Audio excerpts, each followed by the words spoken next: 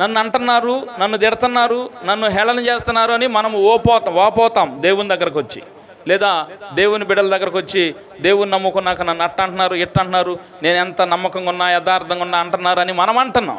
కానీ వాళ్ళు నోరు తెరిచి అనే అవకాశం మనం ఇచ్చామేమో.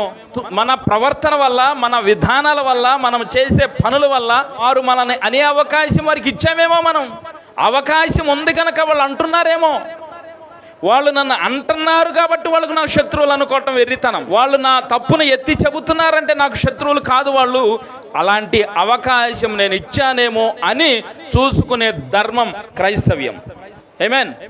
క్రీస్తు బిడ్డగా బ్రతకడానికి వచ్చిన నీకు నాకు ఇప్పుడు చెప్తున్నాడు, మన ప్రవర్తన ఇంతకుముందు ఎలాగున్నా సరే ఇప్పుడు మాత్రము పర్ఫెక్ట్గా, కరెక్ట్గా, పరిశుద్ధముగా ఉండాలి. ఏ ఒక్కరు కూడా నోరుపు మెదపలేనంత ప్రవర్తన మనకు ఉండాలి.